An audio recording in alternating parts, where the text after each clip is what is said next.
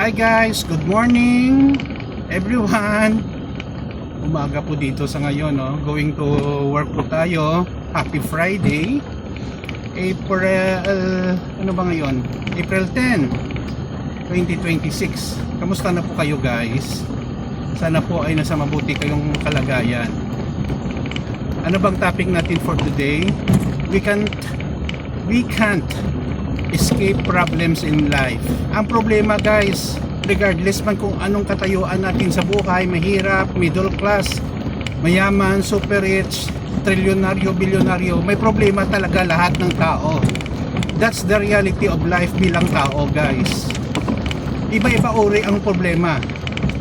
Pwede po itong pamilya, health, financial, relationships, self, insecurities, at kung ano-ano pa. Pero guys, ang problema guys, actually, if you see in a brighter side, nagbibigay po ito ng malaking opportunity sa atin para matuto tayong lumaban sa buhay. It gives us a chance to survive.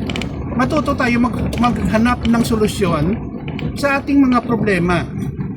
Kaso, ang iba sa atin, hindi natin din sila masisisi. Kung may problema silang ginagawa nila, tinatakbuhan nila ang problema. Problem will not solve by itself alone. Kailangan natin harapin kahit anong katindi ang problema. Hindi hanapan natin ng solusyon.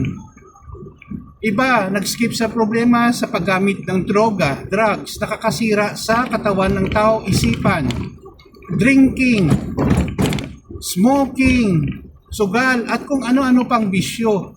Actually guys, dinagdagan lang nila ang kanilang problema. Magkasakit sila, mawalan sila ng pera, masira ang mga relationship nila dahil sa kanilang mga bisyo sa pagtakbo sa kanilang problema.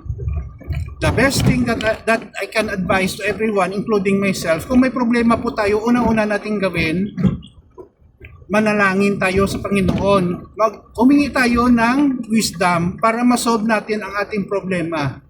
Mag-reach out tayo sa ating pamilya, kaibigan, I need help. Baka may maitulong kayo, pasalamatan ko kasi hindi ko kaya.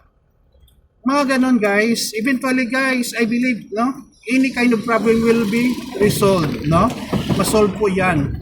Yun lang po guys. Maraming salamat sa inyong pakikinig, sa aking mga videos, panonood. Please follow me in my Facebook and YouTube channel.